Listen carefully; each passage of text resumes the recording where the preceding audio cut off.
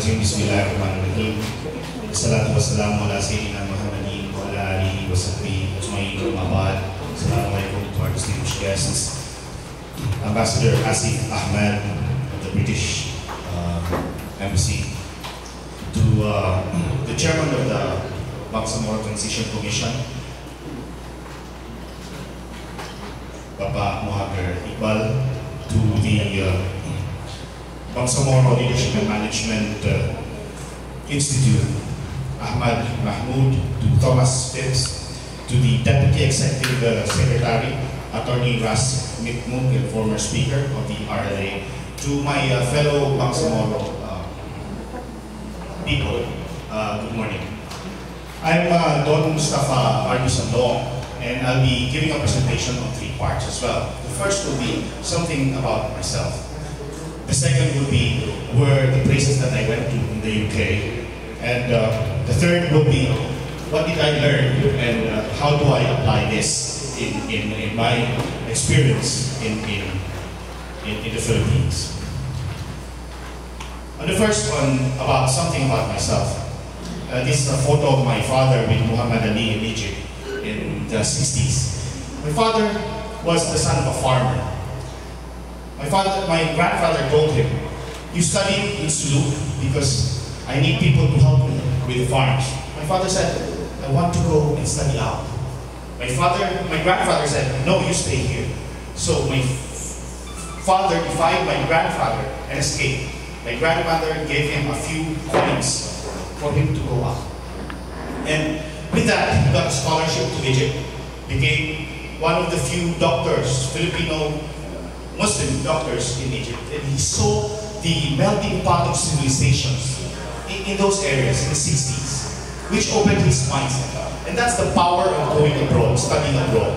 You get to open your eyes to civilizations. And that's where he met the late Ustaz Hashim Salamat and other scholars.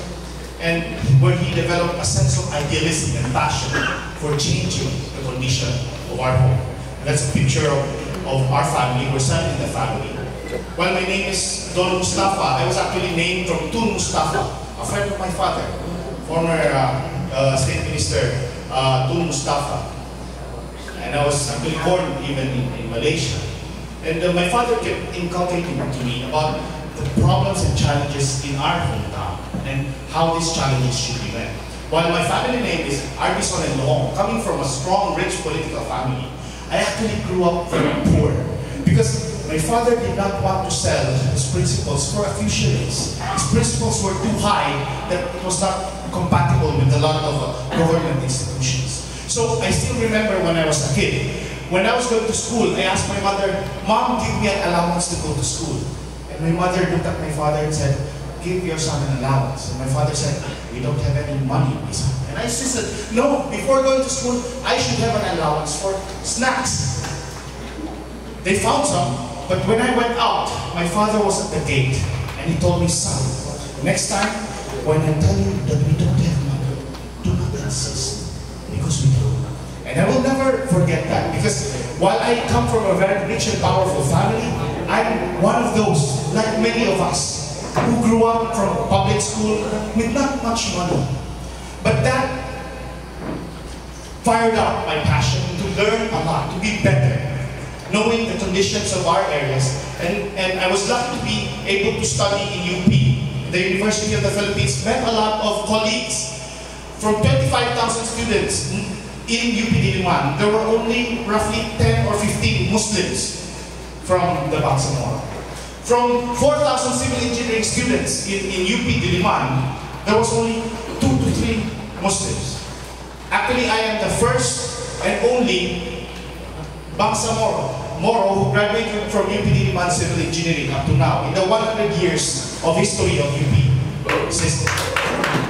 And you know why I not go in, but I get kicked out. You know why?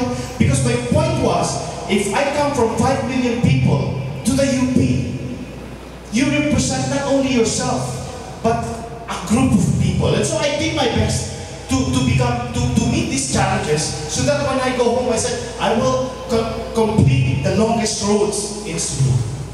And I met colleagues like Atemay, friends since 20 years ago, we formed groups.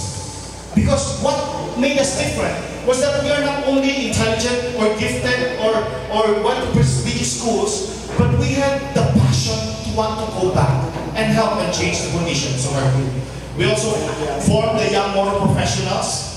We also formed the Bangsamoro Executive Leaders League. And part of being young, we also did dialogues. And here we had a dialogue with Bapak Muhammad, knowing one thing, where they want to bring the people, us. So now, I told you about myself. I'm going to tell you about where I went. I am a Shiming Fellow studying public sector reform in Bradford University. Once you go there, you see you have a welcoming committee and you meet a lot of amazing people. My batchmates were Vice President of SM. Another batchmate was the one doing the speeches of the Senate President. Another is the Executive Director of the COMELEC, whom I sat for several months. You learn a lot aside from those in the classroom. And here you see a lot of ministers from the Middle East, from Europe, from Asia. Twice my age. I was only 30 years old then, but they were 50s, and the wisdom that you get from studying abroad and meeting these people is amazing. I went, of course, to the Westminster Palace, and I saw that the congressmen there, their seating arrangement is very simple, because the point is, it is not on the magnificence or the hugeness of the conference area, but it is in the quality of the people leading that matters. I went, of course, around to Oxford. I went to the venue of the G8. You get inspired because how can a young Moro from Sulu go there and be at the same place where the G8, the most powerful people in the world, convene? I went to the Scottish Parliament and they say, you know, the Scottish, they want to be independent. And they have this very expensive Scottish Parliament building. But then the point is, if you don't give them that, when will they ever learn to govern themselves more? Because who knows how to best develop their people, if not them? And I met with, and I saw this glass mirror of my favorite Braveheart, Mel Gibson. He's real, and he's there, and the passion, again, for wanting to change the condition of your people was again cleared up with me. That's the same table as Tony Blair used in the G8. And these kinds of things are very inspiring. You see that's the Edinburgh Castle. I've gone all over the world, from the US to the highest mountains in Africa, to all over Asia. But what is great about the UK is that they have culture. And that is what the Bangsamoro is fighting for actually. Our culture, sense of identity. You can create a country overnight by having infrastructure, buildings, and all Disneyland and all the entertainment. But without culture, you don't have a soul. And that is what you learn from the UK when you see a castle that has been there for 1,000 years. The UK has 1,000 years of unbroken governance. And imagine the knowledge that was developed in that time. I was able to intern in the League's local government unit, where I saw their public servants who are very professional in ensuring that their mandate is done. And I saw that importance in our area, in our autonomous region or in the Bangsamoro, to develop career professionals. You know, sometimes our culture is an asset, it can also be a liability. Because the culture of bending, the culture of shortcuts, the culture of not following policy because he's your relative or he's your fellow tribe is not an advantage. We must develop a career system that is based on justice, based on effectiveness, if we want to move forward. And what is even great, aside from the things that you learn there, when you come back, every year we have been meeting with the Shiming scholars. So you see here, every year you get to meet the ambassador in his residence, eat free food, and meet people who are also outstanding people in their own areas. in COMELEC, in the Senate, judges, and that alone is an amazing asset. If you join the Shipping Scholarship, you have a lifetime of groups and friends that you can go in your journey for service. So what do you get when you travel abroad, learn things? What you get is you become empowered. You become transformed. I'm a total product of the public school system. In my entire high school, I think they just spent 2,000 pesos. While my wife, who's an international school graduate from Baguio, they might have to spend millions. But I think we have the same empowerment and capacity. And that is the power of trying to learn and these kinds of exposure. So what's the advantage again? The bottom line is when you come back here, you're different. I was blessed to be part of one of the largest infrastructure programs in the country, funded by the U.S. Department of State. And I was a Muslim, and I was there building a 10 billion road project in Samar, 220 kilometers long. And why did they trust me? And why did I occupy such a sensitive position? It's because of the exposure I got. Dealing with people from all over the world, middle managers, being able to use my public sector reform training, knowing about the new public management. In essence, you know what it is? It is about the open system. Because public servants, you pay them to use their hand. I pay you 10,000, you use your hand. But unless you know how to optimize their mind, where their creativity and innovation hides, you're not optimizing that 10,000. Unless you know how to get his heart, you will not get his passion.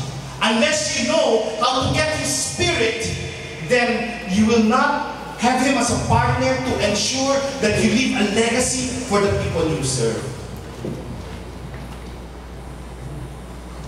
I was in Samar because I did not like to work in art. Because while my family is in politics, I felt secure outside of ARM. Because I said, it's better to be there and not be disrupted by the system. But one night, after eating crabs for 4 consecutive days and prawns, I woke up and I could no longer breathe. And I was having a mild stroke. And I realized then that I was dying.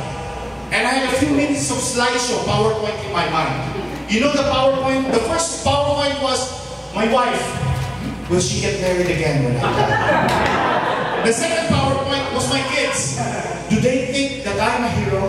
The third point was Muji telling me, don't join the public works. I said, no go. I'd rather work in this foreign assisted projects. And my Bangsamoro and Young Moro Professionals group saying, Don would have been great. He studied in UP, studied in the UK, was empowered, but he never held home.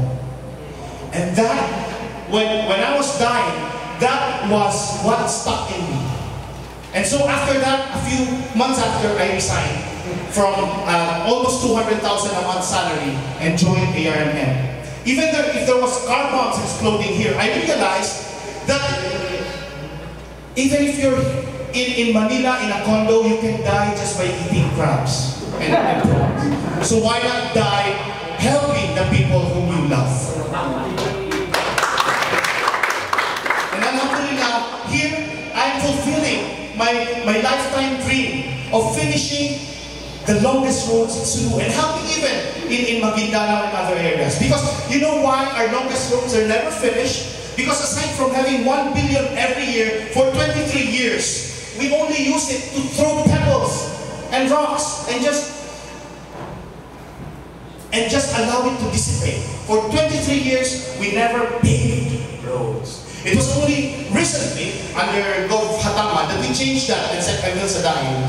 Now we're just doing pavements, roads, to ensure that what we build lasts. And from 1 billion for the past 23 years, we had 1.5 billion 2 years ago, 5 billion this year, and inshallah, alhamdulillah, 10.15 billion next year, which will again fulfill my dream of really paving the isolated areas in Sulu, Maguindanao, Lanao, Basilan, and Tawi-Tawi. We have made a roadmap in preparation for the Bangsamoro, so that when the Bangsamoro comes here, you continue what is already started. This is a picture that I saw that made my heart cry. Students studying outside of their classroom because the classroom was like an oven, absolutely hot with no concrete pavement. Realize that although you're okay, all of us are okay because we have salaries, hundreds of thousands of young kids out there are out studying. And it is not only our opportunity, but it is our responsibility. It is the trust that was given to us to do our best. Because the challenges are so great that you cannot use it with what you know. And so an opportunity like the shielding is a great opportunity to sharpen your sword, to increase your shield, to broaden your wings, so that you will be able to help kids like this. So that at the end of the day, all of us will have a PowerPoint presentation a few minutes before we die. And that slideshow, one of that slideshow will show that Alhamdulillah, the trust that was given to me by Allah, the blessings to be able to study it, I have utilized in the right manner. So that people after me will remember me. That yes, my friend, my uncle, Mr. Don, and you have optimized our life to leave a legacy for others. So thank you. Good luck to Shielding Scholars.